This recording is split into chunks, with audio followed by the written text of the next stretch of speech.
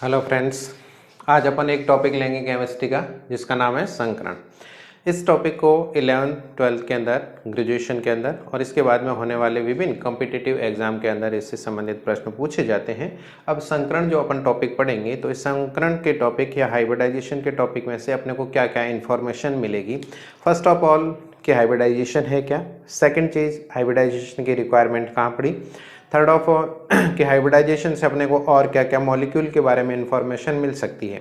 Hybridisation से अपने को उस मॉलिक्यूल की ज्योमेट्री, उस मॉलिक्यूल का शेप, उसके अंदर बॉन्ड एंगल कौन सा है, उसमें लॉन पेयर इलेक्ट्रॉन कितने हैं, उसमें सिग्मा बॉन्ड कितने हैं, ये टोटल इन्फॉर्मेशन अपने को उसके हाइब्रिडाइजेशन से मिलती है। तो अपन सबसे पहले देखते हैं कि हाइब्रिडाइजेशन है क्या, हाइब्रिडाइजेशन क्या प्रोसेस क्या होता है। हाइब्रिडाइजेशन या संकरण, हाइब्रिडाइजेशन एक्चुअली ये हाइब्रिडाइजेशन पॉलिंग और स्लेटर द्वारा दिया गया एक हाइपोथेसिस है।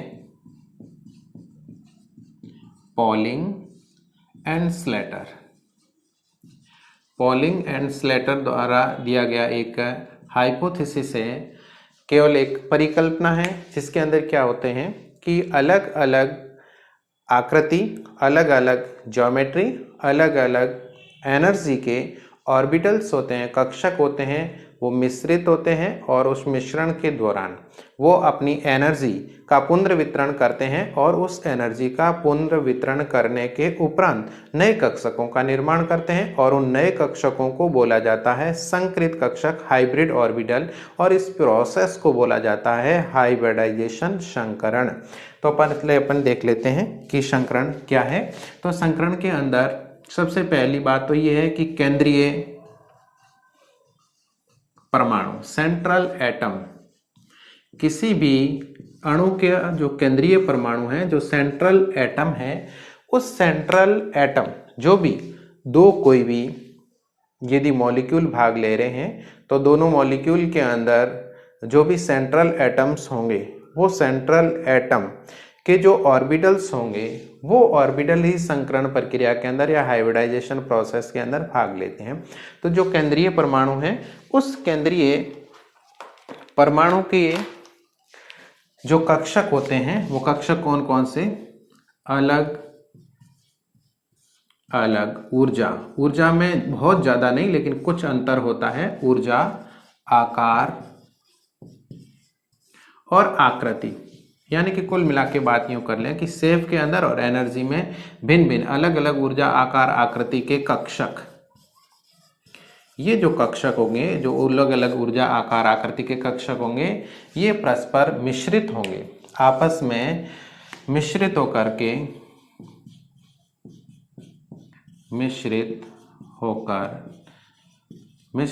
क्या करेंगे, ऊर्जा का पुनर्वितरण करेंगे, एनर्जी होंगी वो एक्सचेंज करेंगे, ऊर्जा का पुनर्वितरण।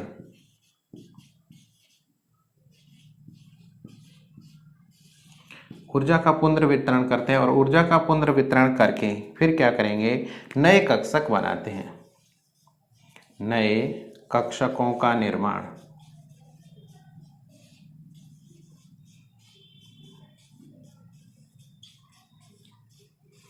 नए कक्षकों का निर्माण हो गया और इन नए कक्षक है, इन नए कक्षकों को ही बोला जाता है संकरित कक्षक, संकरित कक्षक। और ये जो टोटल प्रक्रिया है, इस टोटल प्रक्रिया को बोला जाता है संकरण। ये जो टोटल प्रक्रिया है, इस टोटल प्रक्रिया को अपन बोलते हैं संकरण, हाइब्रिडाइजेशन। ठीक है, तो अब अपन देख सकते इस डायग्राम है, इस डायग्राम से हाइब्रिडाइजेशन की डेफिनेशन निकाल सकते हैं कि संकरण की परिभाषा क्या होती है। किसी भी अणु के केंद्रीय परमाणु के अलग अलग ऊर्जा, आकार, आकृति के कक्षक मिश्रित होकर ऊर्जा का पुनर्वितरण कर नए कक्षकों का निर्माण करते हैं और इन नए कक्षकों को बोला जाता है संकृत कक्षक और ये प्रक्रिया कहलाती है संकरण। तो यहाँ से तो अपने को संकरण की डेफिनेशन मिल गई कि संकरण होता क्या है। वापस देखिए, hybridisation is a phenomena in which different type of orbitals mix with each other and interchange their energy and generate new orbitals which are called hybrid orbital and this phenomena is known as hybridization। तो ये तो संकरण की परिभाषा हो गई। अब अपन देखते हैं कि अपने को संकरण की आवश्यकता क्यों पड़ी, अपने को संकरण की कहाँ आवश्यकता पड़ती है। तो संकरण की आवश्यकता के संबंध में अपन देखते हैं कि संकरण, ये एक बार आप स्क्रीनशॉट कोई भी स्टूडेंट लेना चाहे तो ले लें स्क्रीनशॉट और इसके बाद में अपन आगे लिखते हैं। ये परिभाषा आप यहाँ से इस डायग्राम से आप परिभाषा बना सकते हैं, तो यहाँ से स्क्रीनशॉट ले लीजिए। अब अपन संकरण की आवश्यकता क्यों पड़ी है उस बात को देखते हैं।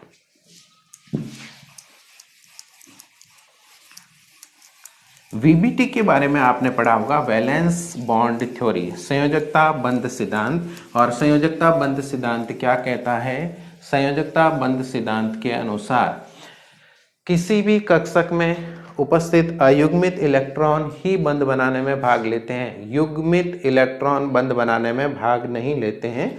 अयुग्मित, जैसे फॉर एग्जांपल अपन हाइड्रोजन की बात करें तो हाइड्रोजन का इलेक्ट्रॉनिक विन्यास है 1s1। तो यदि दो हाइड्रोजन है इसके अंदर, तो दो हाइड्रोजन, एक हाइड्रोजन का ये 1s1 और ये हाइड्रोजन और दूसरी हाइड्रोजन है उस दूसरी हाइड्रोजन का भी ये 1s1। तो यहाँ पर ये अयुग्मित इलेक्ट्रॉन है। ये अयुग्मित इलेक्ट्रॉन कह दें या फिर यूँ कहें कि इसका ये s ऑर्बिटल और इस हाइड्रोजन का s ऑर्बिटल ये एक दूसरे से ओवरलैपिंग करेंगे और ओवरलैपिंग करके यहाँ पर सिग्मा बॉन्ड बना देंगे। ठीक है, ये इसके अंदर है। या फिर यूँ कहें कि जैसे ये अपन ने ले लिया Br2 और उधर की साइड में Br2 और उधर की साइड में हाइड्रोजन, तो ये दोनों ही आपस में यदि रिएक्शन करके HBr का फॉर्मेशन करना चाहें, हाइड्रोजन और ब्रोमीन आपस में रिएक्शन करके HBr का फॉर्मेशन करना चाहें, ये दोनों मिल करके फॉर एग्जांपल HBr का निर्माण करेंगे। तो हाइड्रोजन के आउटरमोस्ट सेल के अंदर 1s1 इलेक्ट्रॉन और ब्रोमीन के आउटरमोस्ट सेल के अंदर यहाँ पर रहेगा ये इसके पास में 3s2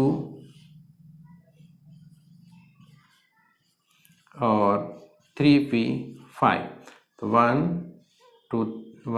2 3 ये 4 ये 5, 1 अनपेयर्ड इलेक्ट्रॉन है। इधर भी 1 अनपेयर्ड इलेक्ट्रॉन है और इस साइड भी 1 अनपेयर्ड इलेक्ट्रॉन है।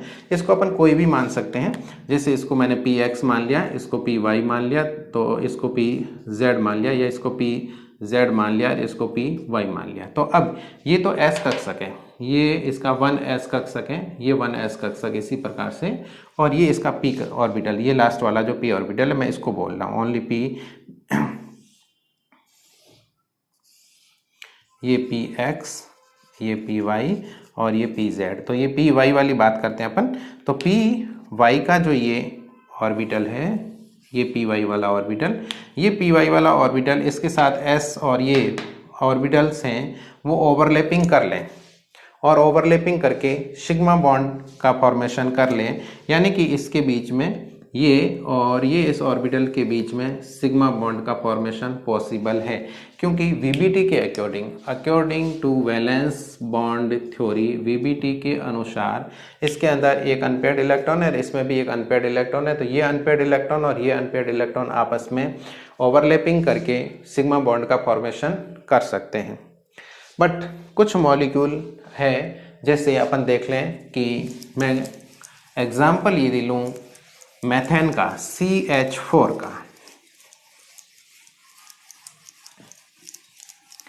CH4 मेथेन का यदि मैं एग्जांपल लूँ तो मेथेन CH4 के अंदर कार्बन का इलेक्ट्रॉनिक विन्यास 1s2 2s2 2p6। तो आउटर मोस्ट सेल में इसमें ये s में 2 इलेक्ट्रॉन और p के अंदर 2p2, 1 और 2 इलेक्ट्रॉन। तो कार्बन के पास में अनपेयर्ड इलेक्ट्रॉन 2 और इसके साथ में 4 हाइड्रोजन जुड़े हैं, ये 4 हाइड्रोजन। तो हाइड्रोजन के पास में अनपेयर्ड इलेक्ट्रॉन 1। बट ये कार्बन के साथ में इस हिसाब से तो कार्बन के पास में अनपेयर्ड इलेक्ट्रॉन 2 है, तो कार्बन से केवल 2 हाइड्रोजन ही अटैच हो सकते हैं। यानी कि जिसके पास में जितने सेंट्रल एटम के पास में जितने अनपेयर्ड इलेक्ट्रॉन होते हैं उतने ही नए ऑर्बिटल्स इसके साथ में जुड़ करके ओवरलैपिंग करके बॉन्ड फॉर्मेशन कर सकते हैं। बट अब यहाँ पर इसके पास में 2 अनपेयर्ड इलेक्ट्रॉन है, इट मीन्स इससे 2 हाइड्रोजन ही जुड़ सकते हैं, बट यहाँ पर हाइड्रोजन 4 अटैच हुए हैं। या फिर अपन यूँ कहें कि अपने को पता है कि कार्बन की संयोजकता 4 होती है, जबकि यहाँ VBT के अकॉर्डिंग यहाँ पर कार्बन की संयोजकता 2 ही है। तब अब ऐसी कंडीशन में अपने को संकरण की आवश्यकता पड़ती है। यहाँ से मैं हाइड्रोजन हटा देता हूँ, तो ये कार्बन है, ये कार्बन का ग्राउंड स्टेट कहलाता है, यानी कि ये इसका ग्राउंड स्टेट। और कार्बन यदि एक्साइटेड स्टेट के अंदर जाता है तो एक्साइटेड स्टेट के अंदर कार्बन का क्या होगा, ये जो इलेक्ट्रॉन है ये इलेक्ट्रॉन फ्लिप करके यहाँ पर आ जाएगा, और वो इलेक्ट्रॉन जब यहाँ पर चला जाता है तो इसके पास में टोटल अनपेयर्ड इलेक्ट्रॉन कितने हो जाएंगे, 1 2 और 3।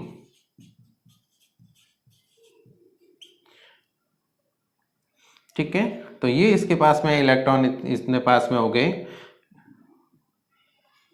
टोटल अनपेयर्ड इलेक्ट्रॉनों की अब संख्या कितनी होगी, 4। तो अब ये 4 अनपेयर्ड इलेक्ट्रॉन है, और ये जो ऑर्बिटल्स है ये ऑर्बिटल क्या करेंगे, हाइब्रिडाइजेशन प्रक्रिया में भाग लेंगे।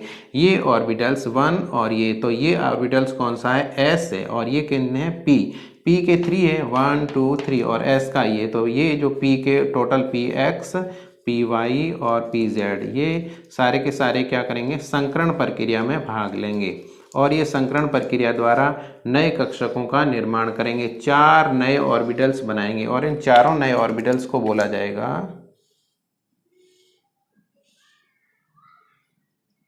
ये 4। तो ये भी इस ऑर्बिटल को sp3, इस ऑर्बिटल को भी sp3, इस ऑर्बिटल को भी sp3, इस ऑर्बिटल को भी sp3, और इन सभी के अंदर 1 अनपेयर्ड इलेक्ट्रॉन है। अब हाइड्रोजन इससे जुड़ेगा, तो हाइड्रोजन अपना ये अनपेयर्ड इलेक्ट्रॉन जो है हाइड्रोजन के पास वो इनमें डोनेट करेगा, और इनके साथ में सिग्मा बॉन्ड का फॉर्मेशन कर लेगा। ठीक है, तो अब अपने को पता चला कि अपने को हाइब्रिडाइजेशन की कहाँ आवश्यकता पड़ती। According to VBT central metal atom या सेंट्रल जो एटम होता है वो सेंट्रल एटम का ओनली जो वो आउटर मोस्ट सेल है, उस आउटर मोस्ट सेल के अंदर जो ऑर्बिटल्स जिनमें अनपेयर्ड इलेक्ट्रॉन है वे ही बॉन्ड फॉर्मेशन में पार्टिसिपेंट कर सकते हैं। जिनमें इलेक्ट्रॉन पेयर्ड है वो बॉन्ड फॉर्मेशन में पार्टिसिपेंट नहीं कर सकते। तो यहाँ पर उस हिसाब से कार्बन की संयोजकता 2 होनी चाहिए, परंतु अपन जानते हैं प्रैक्टिकली ये कि कार्बन की संयोजकता 4 होती है। तो ये 4 हुई कैसे, ये प्रक्रिया संकरण द्वारा समझी जाती है कि कार्बन की ग्राउंड स्टेट के अंदर जो भी 2s2 के अंदर एक इलेक्ट्रॉन 2 इलेक्ट्रॉन है पेयर्ड, वो एक इलेक्ट्रॉन एक्साइटेड स्टेट के अंदर जब हाइब्रिडाइजेशन होता है बॉन्ड बनता है, तो बॉन्ड बनने के दौरान इनके पास में जो एनर्जी रिलीज होती है वो एनर्जी पा करके यहाँ से इलेक्ट्रॉन फ्लिप करके sp के अंदर आ जाता है, और इस प्रकार से ये एक्साइटेड स्टेट इसकी प्राप्त होती है। और इस एक्साइटेड स्टेट के अंदर अपने पास में टोटल अनपेयर्ड इलेक्ट्रॉनों की संख्या 4 हो गई, और ये टोटल अनपेयर्ड इलेक्ट्रॉन 4 जिन ऑर्बिटल्स में रहते हैं ये ऑर्बिटल्स आपकी जो एनर्जी है उस एनर्जी को एक दूसरे में इंटरचेंज करेंगे या एक्सचेंज करेंगे, और एक्सचेंज करके सेम शेप साइज और सेम एनर्जी के 4 नए ऑर्बिटल्स जनरेट करेंगे, और इन 4 नए ऑर्बिटल्स को अपन बोलेंगे हाइब्रिड ऑर्बिटल, और ये फिनोमिना कहलाएगा हाइब्रिडाइजेशन। तो यहाँ से अपने को पता चला कि अपने को हाइब्रिडाइजेशन की आवश्यकता क्यों पड़ी। Thank you.